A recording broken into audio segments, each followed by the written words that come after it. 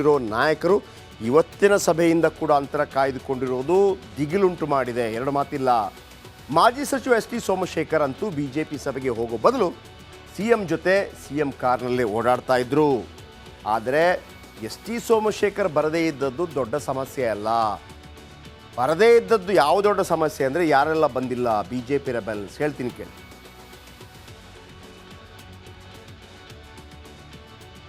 V Somanna ಇತ್ತೀಚೆಗಷ್ಟೇ ಕೇಂದ್ರ ಹೈಕಮಾಂಡನ್ನು BJP ಹೈಕಮಾಂಡನ್ನು ಭೇಟಿ ಮಾಡಿ ಮಾತುಕತೆ ನಡೆಸಿದ್ರು. ಅಮಿತ್ ಶಾ ಅವ್ರ ಜೊತೆ ಮಾತುಕತೆ ನಡೆಸಿದ್ರು.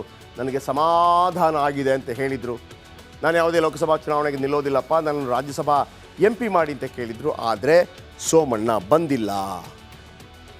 ಸೋಮಣ್ಣ ಅವರಿಗೆ ತುಮಕೂರು ಲೋಕಸಭಾ ಕ್ಷೇತ್ರವನ್ನು ಬಿಟ್ಟುಕೊಡೋದಕ್ಕೆ ಕೂಡ ಬಿಜೆಪಿ ರೆಡಿ ಇದೆ. ಆದರೆ ಸೋಮಣ್ಣ ಬಂದಿಲ್ಲ. ಸೋಮಣ್ಣ ಆಂತರಿಕವಾಗಿ ಈಗಲೂ ಕೂಡ ನನ್ನನ್ನು ಎರಡೆರಡು ಕ್ಷೇತ್ರಗಳಲ್ಲಿ ಸೋಲಿಸಿದ್ದಾರೆ ಅನ್ನುವಂಥ ನೋವು ಕಾಡ್ತಾ ಇದೆಯಾ? ಇದಕ್ಕೆ ಮದ್ದರೇ ಇವರು ಯಾರು? ಸೋಮಣ್ಣ ಅವರಿಗೆ ಮದ್ದು ಅರೆಯದೇ ಇದ್ದರೆ ಬಿಜೆಪಿಯ ಅಸಮಾಧಾನ ಖಂಡಿತವಾಗಲೂ ಒಂದಲ್ಲ ಒಂದು ದಿವಸ ಮತ್ತೊಮ್ಮೆ ಭುಗಿಲೇಳಬಹುದು. ಬಸನಗೌಡ ಪಾಟೀಲ್ ಯತ್ನಾಳ್ ಬರಲಿಲ್ಲ, ಇವತ್ತಿನ ಸಭೆಗೆ ಬರಲಿಲ್ಲ. ಬಾಗಲಕೋಟೆಯಲ್ಲಿ ಅವರ ಹೆಸರು ಕೇಳಿ ಬರ್ತಾ ಇದೆ, ಬೇರೆ ವಿಚಾರ. ಬಸನಗೌಡ ಪಾಟೀಲ್ ಅವರ ಕೋಪವನ್ನು, ಭಿನ್ನಮತವನ್ನು ಶಮನ ಮಾಡುವಂಥ ಪ್ರಯತ್ನಗಳಾಗೇ ಇಲ್ಲ. ಶಿವರಾಮ್ ಹೆಬ್ಬಾರ್ ಯಲ್ಲಾಪುರ, ಶಿವರಾಮ್ ಹೆಬ್ಬಾರ್ ಕಾಂಗ್ರೆಸ್ಸಿಂದ ಬಿಜೆಪಿಗೆ ಬಂದವರು, ಒಂದು ಕಾಲು ಹೊರಗಿಟ್ಟಿದ್ದಾರೆ. ಆಲ್ರೆಡಿ ಬಂದಿಲ್ಲ. ಕಾಂಗ್ರೆಸ್ ಸೇರೋದು ನಿಶ್ಚಿತನ. ರಮೇಶ್ ಜಾರಕಿಹೊಳಿ ಈ ಮೀಟಿಂಗ್ಗೆ ಬರದೇ ಇರೋದು ಅನೇಕ ಕುತೂಹಲಗಳನ್ನು ಮೂಡಿಸಿದೆ. ಯಾಕಂದರೆ ಲಕ್ಷ್ಮಣ ಸವದಿ ವಾಪಸ್ ಬರ್ತಾರಾ?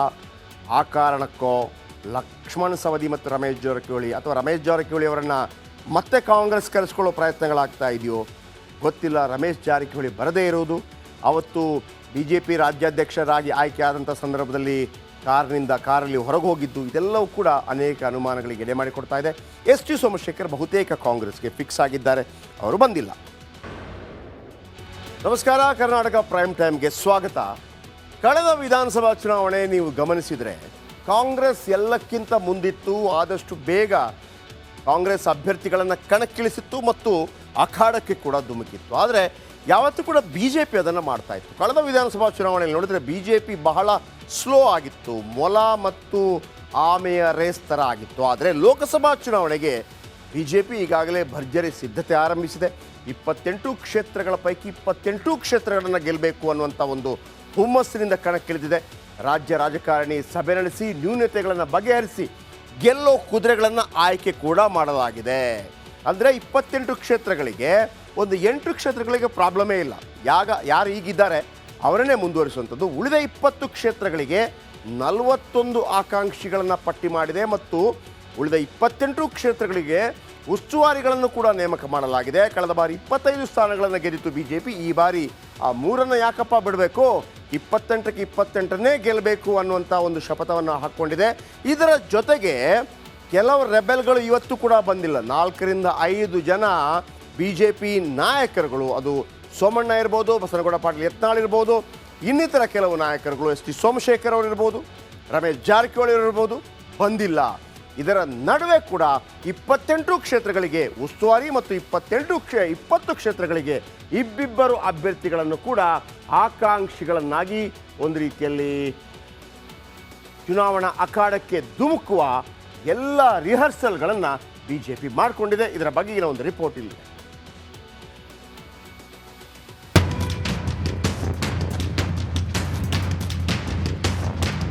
ಮೋದಿ ನಾಮಬಲ, ಅಯೋಧ್ಯೆ ರಾಮಬಲ, ಆಪರೇಷನ್ ಕಮಲಬಲ, ಲಿಂಗಾಯತ ನಾಯಕ ಯಡಿಯೂರಪ್ಪ ಬಲಗಳ ನಿಶ್ಶಕ್ತವಾಗಿದ್ದ ಬಿಜೆಪಿಗೆ ಭೀಮಬಲ ತಂದುಕೊಡುತ್ತಿದೆ. ಕರ್ನಾಟಕದಲ್ಲಿ ಟಾರ್ಗೆಟ್ 25 ಅಂತ ಘೋಷಿಸಿಕೊಂಡಿದ್ದ ಬಿಜೆಪಿ ಈಗೀಗ ಉಳಿದ 3 ಕ್ಷೇತ್ರ ಯಾಕೆ ಬಿಡಬೇಕು ಅಂತ ಟಾರ್ಗೆಟ್ 28 ಅಂತಿದೆ. ಇವತ್ತು ನಡೆದ ಬಿಜೆಪಿ ಸಭೆಯಲ್ಲಿ ಯಡಿಯೂರಪ್ಪ 28 ಕ್ಷೇತ್ರಗಳನ್ನು ಗೆಲ್ಲಬೇಕು ಅಂತ ಫರ್ಮಾನು ಹೊರಡಿಸಿದ್ದಾರೆ. ವಾತಾವರಣ ರಾಜ್ಯದಲ್ಲಿ ತುಂಬ ಚೆನ್ನಾಗಿದೆ. ನನ್ನ ಪ್ರಕಾರ 28ಕ್ಕೆ 28 ಲೋಕಸಭಾ ಕ್ಷೇತ್ರ ಗೆದ್ದರೆ ಆಶ್ಚರ್ಯ ಇಲ್ಲ. ಆ ರೀತಿಯ ವಾತಾವರಣ ದಿನೇ ದಿನೇ ಮೋದಿಯವರ ಪರವಾಗಿ ಬಿಜೆಪಿ ಪರವಾದ ಅಲೆ ಕಾಣ್ತಾ ಇದೆ. ಲೋಕಸಭಾ ಚುನಾವಣೆ ವೇಳೆ ಬಿಜೆಪಿಯ ಹಾಲಿ ಮಾಜಿ ಶಾಸಕರು ಕಾಂಗ್ರೆಸ್ಗೆ ವಲಸೆ ಹೋಗಬಹುದು ಎಂಬ ಮಾತು ಕೇಳಿ ಬರ್ತಿದೆ. ಬಂಡೆದ್ದವರನ್ನೂ ಸೇರಿದಂತೆ ಕಾಂಗ್ರೆಸ್ ಕಡೆಗೆ ವಾಲುವ ಅನುಮಾನವಿರುವಂತಹ ಮುಖಂಡರನ್ನ ಸಂಪರ್ಕಿಸಲಾಗ್ತಿದೆ. ಲೋಕಸಭಾ ಚುನಾವಣೆ ಬಳಿಕ ಎಲ್ಲವೂ ಒಳ್ಳೆಯದಾಗಲಿದೆ ಎಂಬ ಅಭಯ ನೀಡಲಾಗ್ತಿದೆ. ದೇಶದ ಹಿತದೃಷ್ಟಿಯಿಂದ ರಾಜಕಾರಣ ಯಾರ್ಯಾರು ಮಾಡಬೇಕು ಅಂತ ಬಯಸ್ತಾರೆ ಅವರೆಲ್ಲರೂ ಭಾಜಪ ಪ್ಲಾಟ್ಫಾರ್ಮಿಗೆ ಬನ್ನಿ ಅಂತ ವಿನಂತಿ ಮಾಡ್ತಾರೆ. ಕಾಂಗ್ರೆಸ್ ಸರ್ಕಾರದ ವೈಫಲ್ಯಗಳನ್ನ ಜನರಿಗೆ ತಿಳಿಸುವಂತೆ ತಾಕೀತು ಮಾಡಲಾಗಿದೆ. ಆ ಕೆಲಸಕ್ಕೆ ಈಗಾಗಲೇ ವಿಪಕ್ಷ ನಾಯಕ ಆರ್ ಅಶೋಕ್ ಚಾಲನೆ ಕೊಟ್ಟಂತೆ ಕಾಣ್ತಿದೆ. ಪಾರ್ಲಿಮೆಂಟ್ ಚುನಾವಣೆ ಆದ್ಮೇಲೆ ಅವ್ರು ರಾಯರೆಡ್ಡಿ ಹೇಳಿದಾರಲ್ಲ, ಕರೆಕ್ಟ್ ಆಗಿ ಹೇಳಿದಾನೆ ಮನುಷ್ಯ. ನಾವು ಹಿಂಗೆ ಆದ್ರೆ ಸರ್ಕಾರದ ಸ್ಥಿತಿ ಶೋಚನೀಯ ಆಗ್ತೈತೆ. ಆಮೇಲೆ 100 ಕಂಡೀಷನ್ಸ್ ಹಾಕ್ತಾರೆ, ಯಾರಿಗೂ ಸಿಗಬಾರ್ದು ಆ ತರದ ಕಂಡೀಷನ್ಗಳು ಹಾಕಿ ಫ್ರೀಗಳ ಬಗ್ಗೆ ಕಾಂಗ್ರೆಸ್ ಜನಗಳಿಗೆ ನಾಮ ಹಾಕೋದಕ್ಕೆ ಹೊರಡ್ತಾರೆ. ಸುಮ್ಮನೆ ಈಗ ಬಡವರ ಪರ ಅಂತಾರೆ. ಅವ್ರನ್ನ ಮನಸ್ಸಲ್ಲಿ ಇರುವಂತದ್ದು ಪಾರ್ಲಿಮೆಂಟ್ ಚುನಾವಣೆ ಅಷ್ಟೇ. ಬಿಜೆಪಿ ರಾಜ್ಯ ರಾಜಕಾರಣಿ ಸಭೆಯಲ್ಲಿ 28 ಲೋಕಸಭಾ ಕ್ಷೇತ್ರಕ್ಕೆ ಉಸ್ತುವಾರಿಗಳನ್ನ ನೇಮಕ ಮಾಡಲಾಗಿದೆ.